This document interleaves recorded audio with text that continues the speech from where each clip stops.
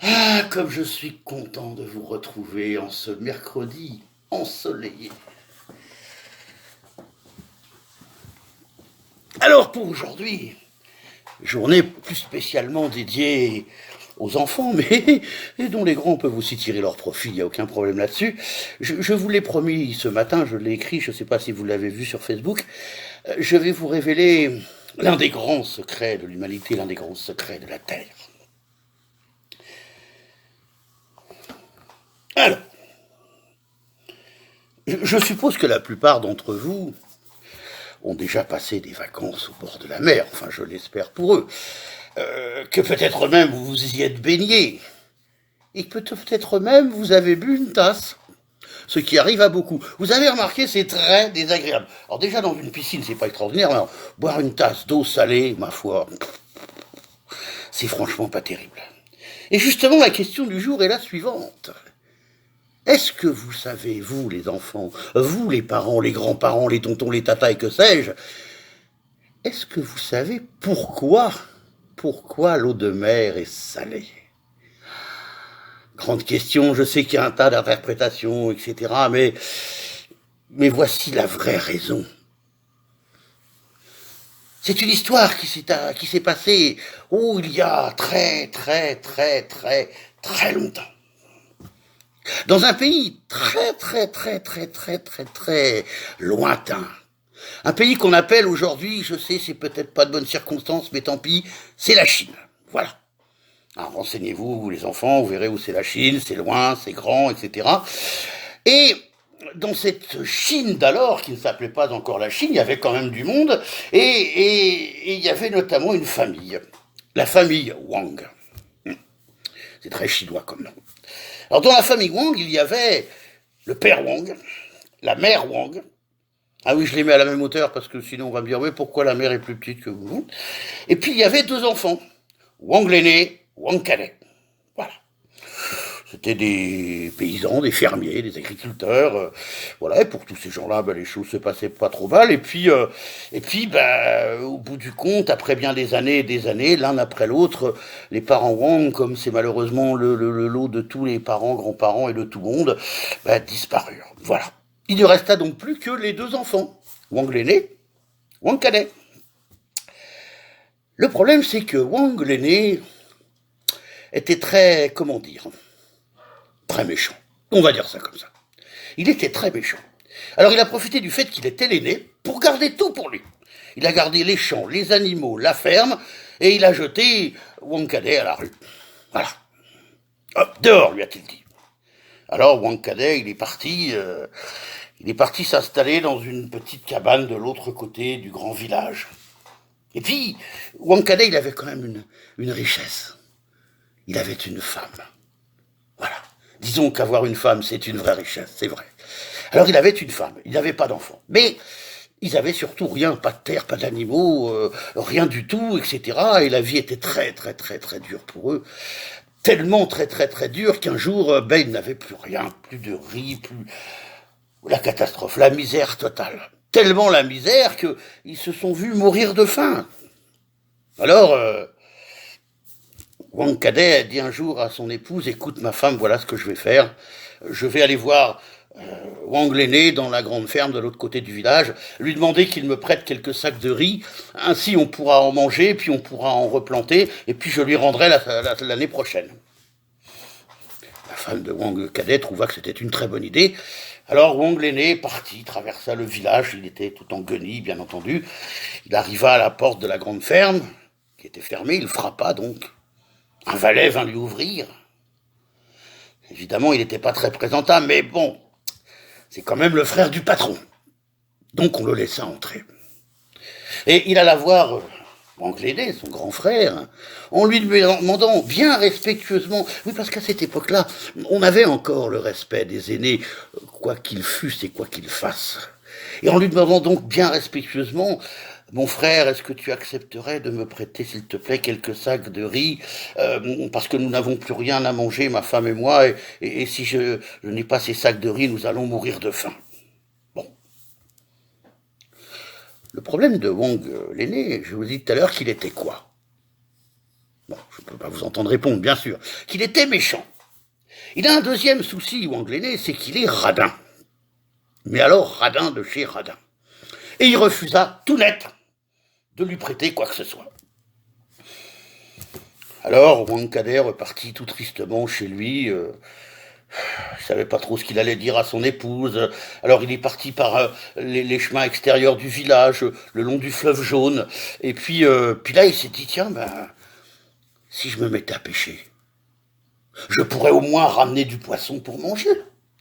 Alors il se débrouilla pour attraper une branche d'arbre, il avait un morceau de fil, un peu tout ce qu'il fallait dans les poches, vous savez, un petit peu comme dans un film, vous voyez bien de quoi je veux parler avec le grandissime De Funès, pardon.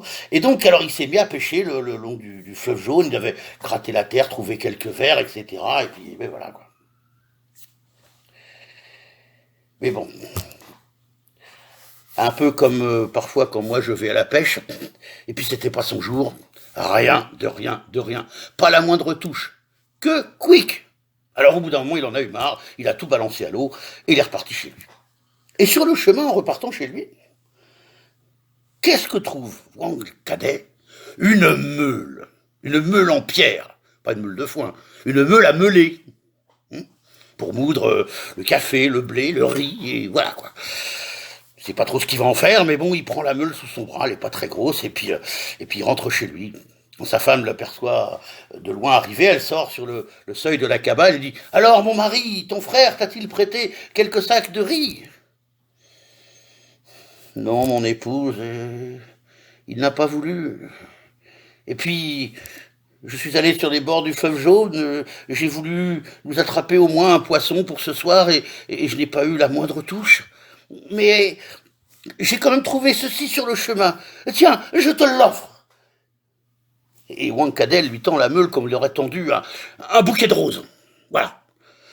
Alors là, il s'est un petit peu, un petit peu fait rabrouer par son épouse. Il a dit, mais enfin, que veux-tu que je fasse d'une meule? Que nous, on fasse d'une meule? Nous n'avons rien à moudre. Rien, de rien, de rien, de rien. Alors, de colère, un petit peu, Wang cadet a posé la meule par terre, il a mis un grand coup de pied dedans. Et la meule s'est mise à tourner. À tourner. À tourner. Et vous savez ce qu'elle a fait, la meule, en tournant? Elle s'est mise à produire du sel. Et il faut savoir qu'à cette époque-là, le sel, c'était un peu comme les euros aujourd'hui, quoi. Ça servait de monnaie, ça servait quasiment, oui, de monnaie d'échange, quoi. On pouvait, avec du sel, à cette époque-là, acheter tout ce qu'on voulait, des animaux, des aliments, de quoi semer dans les champs, des téléphones portables, des ordinateurs, des consoles de jeux, enfin tout ce que vous voulez. Alors c'était bien joli tout ça, mais la meule continue à tourner. Et le sel, le tas de sel à grandir. Alors Wang cadet est un petit peu inquiet, il se dit, mais attention, si je n'arrive pas à arrêter cette production de sel, ma cabane va exploser littéralement et ça ne sera pas la meilleure solution. Alors il réfléchit, à un moment il a l'idée. Il retourne à la meule et elle s'arrête. Ouf. Et bien à partir de ce jour-là, lorsque Wang cadet et son épouse avaient besoin de quelque chose, des vêtements, de la nourriture, de racheter un animal ou des graines de riz pour planter dans leur champ, etc., ils faisaient tourner la meule. Ils produisaient le sel qu'il leur fallait, arrêtaient la meule, et voilà. Et ils n'ont eu à partir de ce jour-là plus aucun souci, notamment plus aucun souci financier.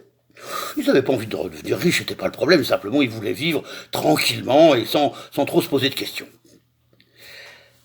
Le problème, c'est que je vous ai dit qu'on était dans un village, et vous savez comment c'est dans les villages, tout se sait très très vite.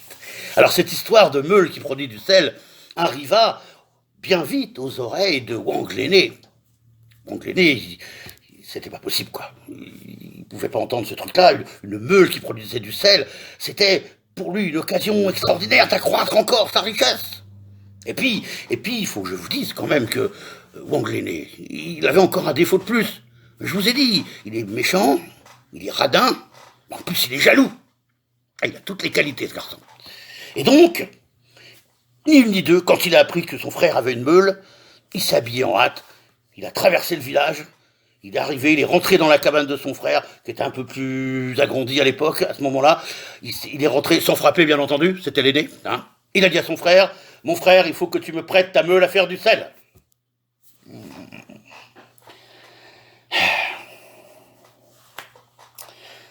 Wang Cadet, il avait pas trop envie, parce qu'il connaissait bien son frère. Mais comme je vous l'ai dit tout à l'heure, à l'époque, on avait encore le respect des aînés, alors il lui dit, bah écoute, tiens mon frère, vas-y, prends-la, elle est là, la meule. Alors Wang l'aîné, il a saisi la meule et est reparti chez lui en courant, sans attendre que Wang Cadet lui explique comment ça fonctionnait. Arrivé chez lui, dans la grande ferme, Wang l'aîné s'est installé au milieu de la plus grande pièce de la ferme, il a posé la meule par terre, il a commencé à la faire tourner. Et je vous ai dit tout à l'heure ce qui se passait quand la meule tournait. Elle tourne et elle produit du sel, et du sel, et du sel, et du sel. Et là encore, tant qu'elle tourne, le sel arrive, et le tas augmente, puis augmente, ça touche presque le plafond. Et là, Wang l'aîné commence à être très inquiet. Il se dit, mais comment je vais faire? Ma ferme va exploser, je n'aurai plus rien. Il faut que je trouve une idée. Alors il réfléchit. Mais que voulez-vous? Comme je vous l'ai dit tout à l'heure, Wang l'aîné, il est méchant, il est radin, il est jaloux, mais en plus, il est bête à manger du foin, comme on dit par chez moi. Et il trouve pas comment faire pour arrêter la meule. La seule idée qui lui vient à l'esprit, qui n'est pas forcément une mauvaise idée d'ailleurs, c'est d'ouvrir la porte, d'emmener la meule dehors et de la jeter en dehors de la ferme. Voilà. Ce que je ne vous ai pas dit au début de l'histoire, c'est que la ferme de Wang l'aîné, elle est située sur une petite colline au bord du fleuve Jaune, et pas loin de la mer. Et donc, la meule, jetée dehors, elle se met à rouler sur la pente, et à rouler, arriver en bas, et plouf, elle tombe au fond de l'eau. Eh bien, voyez-vous, mes amis, c'est depuis ce jour-là que l'eau de mer est salée. Parce que personne n'a plongé pour retourner la meule. Voilà, ben écoutez, maintenant vous avez un des secrets de l'univers à votre portée, vous allez pouvoir raconter ça à qui vous voulez, partager l'histoire à qui vous voulez. Et je vous en souhaite, enfin non, j'ai encore dire la même bêtise qu'hier, je ne peux pas vous en souhaiter une bonne écoute puisque vous venez de l'écouter. Où avais-je donc la tête? Peut-être dans la meule. Quoi qu'il en soit, les amis, eh bien, je vous souhaite une bonne fin de journée, un bon jeudi, prenez bien soin de vous. On se retrouve vendredi pour d'autres aventures. Voilà. Allez, à bientôt. Ciao, bye bye.